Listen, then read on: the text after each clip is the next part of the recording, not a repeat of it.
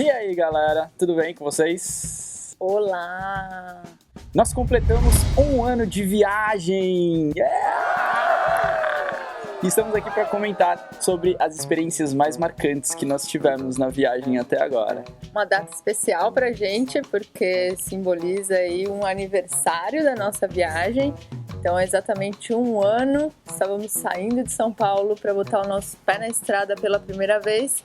E o que será que aconteceu durante esse um ano pelas Américas? Cara, um ano de estrada, você consegue imaginar quanta vivência, quanta experiência você pode ter vivendo intensamente um ano, um dia em cada lugar, conhecendo coisa diferente, conhecendo gente diferente, comendo comida diferente, vendo paisagens incríveis. Se adaptando a um monte de novas realidades, tendo que se virar em muitos momentos com poucos recursos e momentos desafiadores. Então, com certeza, esse um ano serviu para a gente crescer muito, aprender muita coisa. A gente quer compartilhar um pouquinho dessa experiência aí com vocês. E antes de começar a falar sobre as nossas experiências, eu só tenho a agradecer muito a todo mundo que participou, a tudo que a gente viveu. Cara, isso que a gente está vivendo é uma sensação que a gente tem, assim, indescritível. A gente não consegue passar tudo que a gente sente, tudo que a gente vive, assim, é muito, muito legal. Um dos objetivos desse canal é justamente isso, né? Dar uma outra opção, um outro lifestyle para as pessoas. Quem se identifica com essa proposta, que siga em frente e faça. Isso tudo é muito valioso e vale a pena ser vivido. É o tipo de experiência que vai ficar marcado para sempre, que vai servir de bagagem para um monte de outra coisa na vida. Com certeza essa viagem não é só nossa, a gente compartilha isso com muitas pessoas, porque muitas pessoas nos ajudaram a estar aqui nesse momento, então dedicamos essa comemoração de um ano de viagem a todos vocês que de alguma forma participaram aí dessa aventura, direta ou indiretamente. Então, vamos comentar aí sobre as nossas experiências mais marcantes até agora. Logo quando a gente saiu para a estrada, aconteceram alguns encontros que pra gente foram espetaculares, que foram os jantares nas escolas do Método De Rose.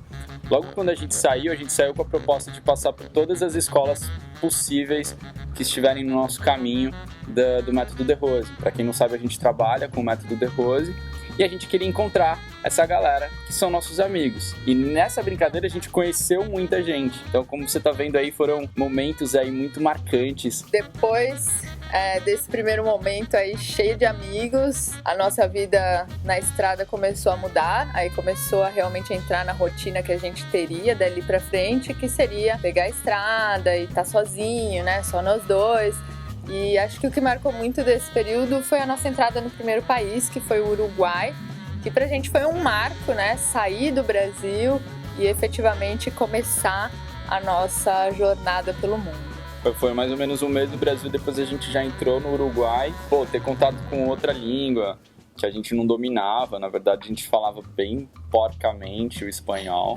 Isso foi muito legal, uma experiência muito bacana, ter contato com outro país. E aí depois que a gente saiu do Uruguai, a gente entrou na Argentina, né? Entrou ali mais ou menos por Buenos Aires e atravessou todo o país, bem próximo do Atlântico, né? Bem próximo da costa, que a gente fez a Ruta 3, toda desértica, né? E chegamos, enfim, no fim do mundo. E a chegada no fim do mundo, lá no Ushuaia, representa algo muito importante pra gente, porque era uma das nossas metas, né? Chegar no extremo sul do nosso planeta, a cidade mais ao sul do planeta, é realmente o fim do mundo. E, bom, a gente estava em extremo verão, né, e lá a gente pegou neve, foi a primeira vez que eu vivenciei a neve, né, eu vi a neve caindo, foi realmente muito emocionante. E logo depois que a gente saiu da Tierra del Fuego, lá do Ushuaia, do fim do mundo, nós atravessamos para o Chile e fomos para Torres del Paine. Torres del Paine foi uma das experiências mais incríveis que a gente teve na viagem, porque durante 5 dias nós ficamos dentro do parque, que tem, assim, uma das imagens mais incríveis que eu já vi na minha vida. Mas o principal ponto aí, o principal fator que fez dessa experiência inesquecível foram os trekkings, os hikings que nós fizemos ali, acampando de mochila mesmo e com barraca de chão. e andando muito todo dia, tipo, 9 horas de caminhada, muitos quilômetros, pessoas do mundo inteiro. Pô, é realmente uma experiência alucinante. Bom, e saindo de Torres del Paine, a gente já começou o nosso percurso pela Ruta 40 na Argentina. E além dela, algumas outras estradas ali beirando a Cordilheira dos Andes, que foram alguns dos lugares mais impressionantes que a gente já viu. Então, estar ali beirando a cordilheira em todo o nosso percurso rumo ao norte da Argentina e Chile foi muito, muito, muito lindo e uma experiência forte, porque a montanha realmente ela tem ali um poder, uma energia muito, muito poderosa, e pra gente foi uma experiência muito marcante também, todo o nosso percurso em torno ali da Cordilheira dos Andes. E dirigir acima de 4.000 metros de altitude te dá uma experiência de pilotagem única. Várias condições adversas, né? O frio, a altitude, subida íngreme, descida, muitas curvas, animais no meio da pista, pessoas, estradas horríveis, muito off-road, 4x4. Realmente, as estradas ali da Cordilheira dos Andes, toda a região, foram experiências marcantes. O nosso carro é uma casa e a única coisa que a gente não tem é um banheiro. Então a gente sempre tem que buscar um banheiro e tal. E na hora de tomar banho, um grande recurso que a gente usou foram os postos de gasolina.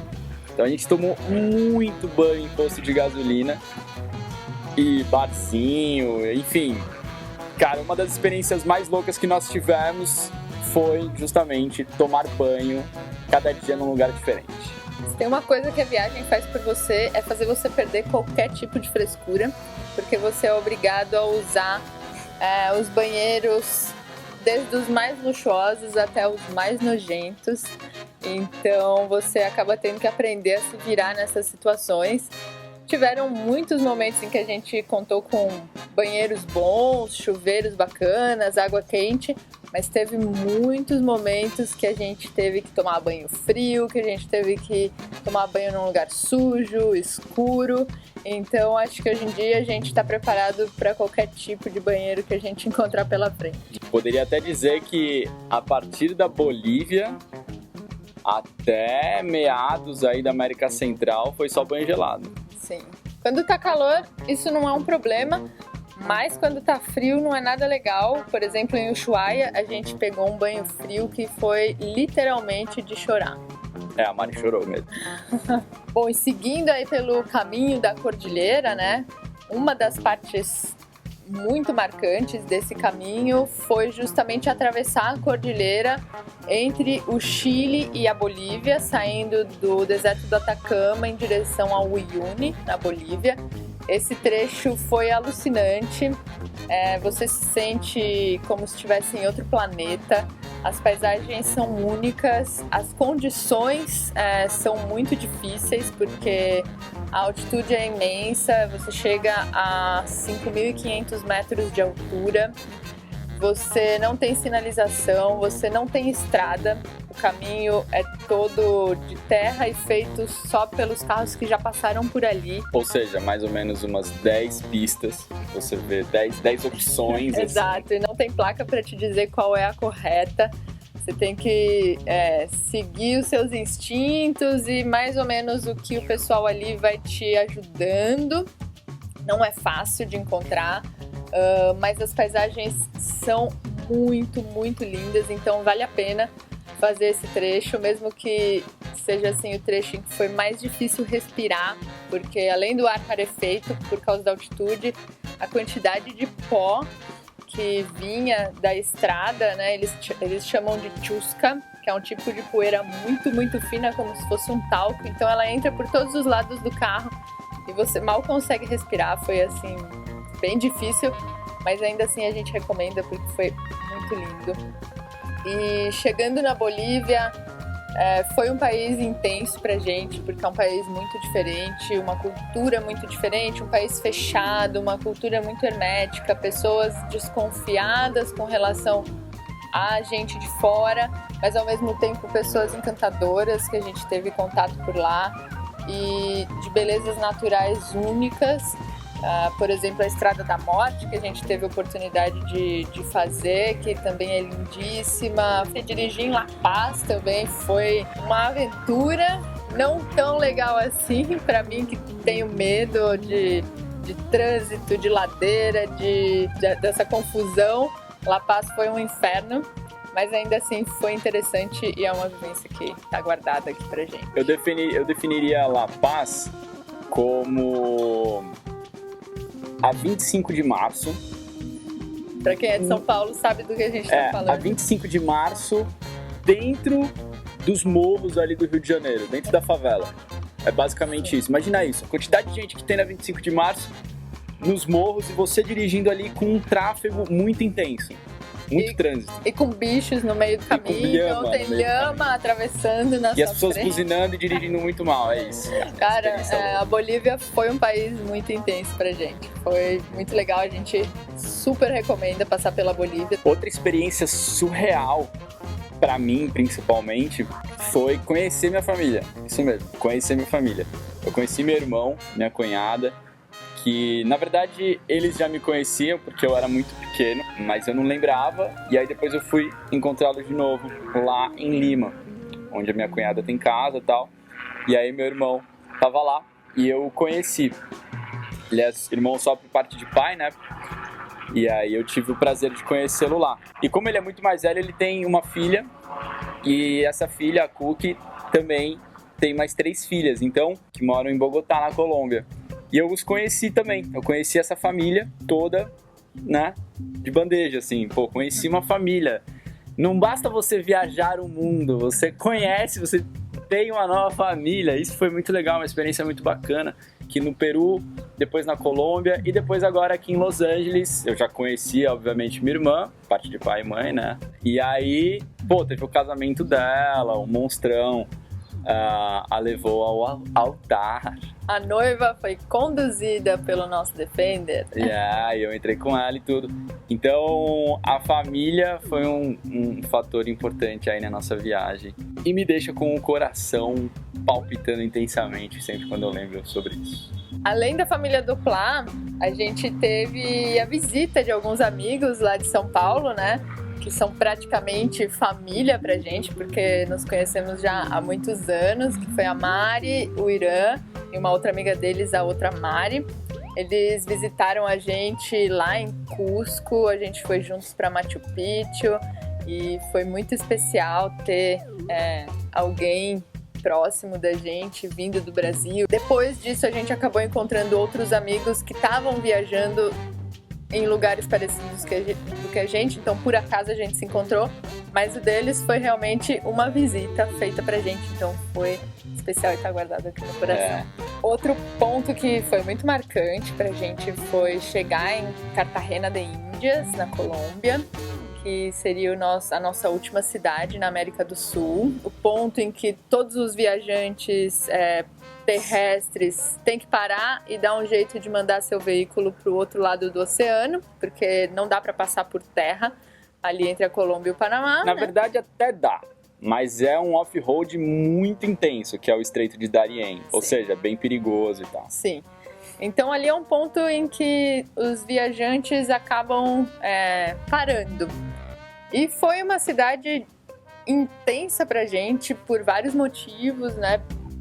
Porque a gente estava nessa ansiedade de resolver tudo, como seria o despacho do monstro, né? A primeira vez que a gente ia mandar um monstro de navio para outro país. Então tivemos que parar ali por vários dias. É uma cidade muito quente, muito úmida, então não é confortável estar ali acampando. A gente acampou na rua, literalmente. Tem uma área ali da cidade em que tinha vários overlanders juntos e a gente estava acampando. Sempre que a gente passava por cidades, já era uma situação um pouco mais estressante pra gente, porque é mais difícil você conseguir se virar quando você tá no meio urbano, cercado por muitas pessoas. Mas ali em Cartagena a gente não tinha opção, a gente teve que fazer isso e foi um perrengue, mas ao mesmo tempo foi legal pra gente ver que dá pra fazer, que você se vira em qualquer situação. Então eu fiquei doente, o calor estava insuportável, não dava pra cozinhar, o estresse do despache, ao mesmo tempo um monte de viajantes junto com a gente, que foi muito divertido, a gente conheceu muita gente.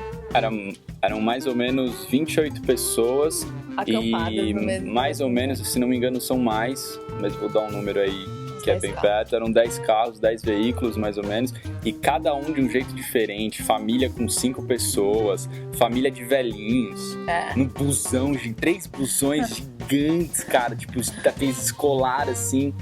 A gente viajando de EcoSport, sabe? Tipo, com cachorro, sem cachorro. Viajante hippie, viajante rico. Cara, tinha de tudo. Foi, acho que uns 10 dias, foram mais ou menos, muito divertidos, muito estressantes e que ficaram marcados aí na nossa viagem. Foram 10 dias de uma média de 40 graus por dia. E aí, logo em seguida, a gente mandou o carro pro Panamá. O despache é uma experiência, né? Porque você tem que estar dentro de um galpão, naquele calor de 40 graus, suando, tem que tirar tudo pra polícia revistar. Aí, pô, cara, botar o carro num container aperta o coração. Aperta o coração, deixar o carro, né? Tipo, entrar no navio, cruzar o oceano. Mas no final deu tudo certo, pegamos o carro no Panamá e fizemos lá o cruzeiro de veleiro, né? Enquanto o carro tava no navio, a gente atravessou para o Panamá de veleiro. Essa também foi uma das experiências mais marcantes. 5 dias de pura emoção. Foi muito, muito lindo. A gente recomenda, quem tiver que fazer esse trecho entre Colômbia e Panamá, cara, vale muito a pena. Foi já na América Central, a gente teve uma outra experiência muito legal, que foi ver um vulcão ativo e poder ver a lava, né, o magma lá dentro do vulcão. A gente não tava com muita expectativa, assim, a gente, vamos ver o vulcão, legal. Só que quando a gente chegou lá e viu a lava ali, cara, foi chocante, assim. E outra coisa que pra gente, na verdade não foi uma coisa, né, foram várias vezes que isso aconteceu, que foram os problemas mecânicos que o monstro teve. E a nossa grande experiência mecânica, né, que na verdade a gente foi colhendo informação no caminho e foi ganhando experiência no caminho, a gente não sabia. Então, o nosso carro deu alguns probleminhas no meio do caminho e a gente teve que se virar para arrumar, né? Muitas coisas a gente conseguiu arrumar, mas muitas delas a gente precisou levar no mecânico, teve que comprar peça, teve que comprar ferramenta, teve que fazer uma série de coisas em torno disso, né? Algumas das experiências mais marcantes que nós temos, com certeza, foram aí os problemas mecânicos. Teve em Lima que a gente teve que ser guinchado, depois ficou parado no meio da cidade, fazendo o trânsito todo parar. Teve em Cali que o nosso carro quebrou na favela, um dos lugares mais perigosos da Colômbia.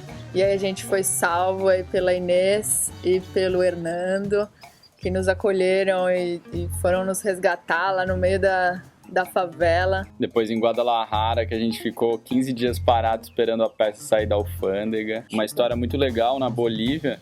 Depois que a gente passou por aqueles mais ou menos 200 quilômetros lá do início do sul da Bolívia, as borrachinhas dos amortecedores traseiros viraram pó. E quando a gente parou, a gente conheceu lá um boliviano que faz turismo de aventura. Ele deu pra gente uma borrachinha pra gente colocar no lugar. E aí a gente descobriu que o filho dele chama Neymar. A gente deu a camiseta do Brasil pra ele. Pô, foi muito legal. Foi o primeiro boliviano que a gente teve contato e o cara foi super querido, super solícito com a gente. Foi bem legal. Foi. Então acaba que o carro faz a gente fazer amizade, né? Porque todas as vezes que o carro teve algum problema, a gente conheceu alguém que nos ajudou a resolver o problema, então o carro nos ajudou a fazer várias amizades. Principalmente os landeiros, né? Que é um outro ponto muito forte aí das nossas experiências na viagem, a família Land Rover. Sim. Em todos os países que nós passamos, que nós fomos procurar sobre Land Rover Club e tudo, tinha muita gente, cara. Então, esse eu acho que é um fator muito importante desse carro, que é ter uma egrégora, um grupo, uma família, uma força grupal muito forte no mundo inteiro, né? Apaixonados por Land Rover. E a gente sentiu isso na pele. Em todos os países tinha gente lá de prontidão para ajudar a gente. E um abraço ao nosso guru da mecânica aí, Vinícius Maestrelli. Tamo junto. Bom, desde que a gente chegou na costa da Colômbia, daí depois toda a América Central, a gente passou por muitos lugares quentes. Era verão, a gente estava passando ali pela América Central em pleno verão, mas nenhum lugar foi tão extremo quanto o norte do México e aqui nos Estados Unidos, o Arizona, que a temperatura chegava a 50 graus. E, cara, a gente pensou que a gente ia derreter. Foi muito difícil conviver com o calor, dormir na barraca no calor, dirigir no calor. Cara, eu nunca senti um calor daquele, sério. Pra você ter uma noção como tava, a gente tem um medidor no carro da temperatura da água do motor. A gente mantém a água nos 80 graus. Lá, a gente estava lutando para manter nos 90, ou seja, andando a 50, 60 por hora nas estradas daqui dos Estados Unidos, que a galera vai a 100 e poucos, com as ventinhas, as ventaninhas abertas, as janelas, porque se a gente ligasse o ar-condicionado, a temperatura ia aumentar. Então, cara, eu fazia o seguinte, eu pegava a água, jogava na minha camiseta, me jogava em mim, assim, não durava 1 minuto a camiseta molhada. Então, eu, era dirigindo assim. Não, realmente foi, assim, extremo. Cara, tá na porta do inferno, assim. Aí vai o nosso abraço pros nossos amigos de Hermosillo, porque viver aí não é tarefa fácil, não. Os caras são guerreiros. E falando de extremos, né? Não podemos deixar de citar o Alasca, que foi outro dos nossos objetivos, né? Assim como o Ushuaia era o nosso objetivo de chegar no extremo sul do continente, o Alasca era o nosso objetivo para chegar no extremo norte. Então, quando a gente chegou lá, deu aquela sensação de missão cumprida, de ter feito aí todo o continente americano, toda a extensão da rodovia pan-americana. E foi muito emocionante chegar ali no Alasca. Tem muita coisa bonita, tem uma natureza exuberante. Muito bicho. Muitos animais. E a gente viu a aurora boreal, que era um dos nossos sonhos também. A chegada no Alasca sintetiza toda a nossa viagem, né? Resume toda a nossa viagem. Até agora, né? Porque foi um objetivo. Claro que a gente não estava viajando para chegar no Alasca, né? Mas era meio que o objetivo final, digamos assim, dessa etapa da nossa viagem. Então resume toda a nossa aventura, chegamos no Alasca, cara, né? Então, passamos por todos os parques, todos não, né? Mas uma grande parte dos parques nacionais dos Estados Unidos, as florestas nacionais, quantos campings, wild camps nós fizemos nos Estados Unidos e no Canadá, passamos por todo o Canadá. Isso é uma experiência muito legal, a experiência com inglês, né? Então, já passamos aí por 2 línguas novas, né? E se virar nessas línguas é totalmente novo, né? Exige muito de você, seu cérebro frita, sabe? Termos técnicos do carro, ou então saber falar as coisas e tal. É realmente uma experiência fantástica. Não só a língua, mas costumes diferentes. A forma de lidar com as pessoas. Exato. Então, em cada país, às vezes muda de cidade para cidade e, cara, você tá o tempo todo ali em contato com isso e tendo que se adaptar a isso. Então, acho que esse é um dos maiores fatores de crescimento que a viagem proporciona. Você tem que ter uma leitura de ambiente muito, muito eficaz, na verdade. E além da convivência com o mundo externo, a nossa convivência também, que é muito mais intensa durante a viagem, né? A gente nunca tinha morado junto antes. Então foi do 8 pro 80. Gerou muito aprendizado pra gente. Principalmente no começo, né, da viagem. No começo da viagem a gente... brigava pra caramba. A gente se matava, assim. A Mari me jogou um dia pela janela do carro em movimento. Brincadeira. Não, brincadeira. Mas dava vontade. Mas porque, cara, imagina, você tá vivendo numa casa 24 horas por dia de 2 metros por 4. Sabe, tipo, é difícil, cara. Mas assim... Hoje em dia a gente já sabe como fazer, a nossa relação se fortaleceu muito, sabe, com isso. A gente aprendeu muito um com o outro. A gente lê o pensamento um do outro. A gente já nem conversa mais, só pura telepatia agora. Exatamente. E o legal é também dividir as tarefas durante a viagem, isso ajuda bastante na rotina, criar uma rotina ajuda bastante. Então, a gente tinha, de certa forma, uma rotina, a gente tinha coisas que o Plá costuma fazer, coisas que eu costumo fazer. Por exemplo, a Mari sempre cozinhava no almoço, ela curte cozinhar, ela gosta. Eu sempre cuidava do carro, né? E da barraca, abria a barraca e tal. Então, cada um tinha as suas tarefas e quando não tinha uma tarefa definida, a gente fazia acordos, né? Tipo, por exemplo, quando era frio, eu lavava. Quando era calor, a Mari lavava a louça. Então, tem os acordos, é muito legal porque você encontra a melhor forma aí de se relacionar. Então, casais que estão pensando em fazer isso, saibam que será um grande desafio, mas ao mesmo tempo será uma experiência muito forte para os dois e que vai construir um laço que provavelmente você não vai construir com outra pessoa sem ter vivido tudo isso. E agora, uma outra experiência que a gente ainda está vivendo é justamente viver aqui um pouquinho em Los Angeles, ter a rotina do trabalho, né? Viver numa casa estável depois desse 1 ano de viagem. Voltar a ter uma rotina normal, digamos assim. E viver em solo estadunidense, né? Em solo norte-americano. Uma cultura completamente diferente da do Brasil, né? Mas tudo isso é em prol aí da continuação da viagem. A gente tá tomando um fôlego aqui pra logo botar o pé na estrada de novo. Então, não desistam de assistir a gente, porque logo mais vai ter novidade por aí. Inclusive, quem quiser dar dicas de lugares ou de experiências que já tiveram com viagem, será bem-vindo, porque a gente tá justamente numa fase de planejamento. E, bom, essa vida nova aí tem prazo, não muito longo, e logo mais teremos muitas novas aventuras para contar para vocês. E em pouco tempo vocês vão ver aí a comemoração do nosso 2º ano de estrada. Sim, então aguarde por novas experiências aí, nossos próximos passos serão divulgados em breve. E se você ainda não se inscreveu no nosso canal, inscreva-se aí no botão subscribe para você ter mais acesso aos nossos vídeos. E tem uma outra opção aí para quem curte mesmo as nossas postagens, que é o sininho ali embaixo. Se você clica no sininho, você vai sempre ter acesso ao material novo que a gente compartilha no nosso canal. Deixa o seu like, compartilha para os seus amigos aí e vamos viajar juntos.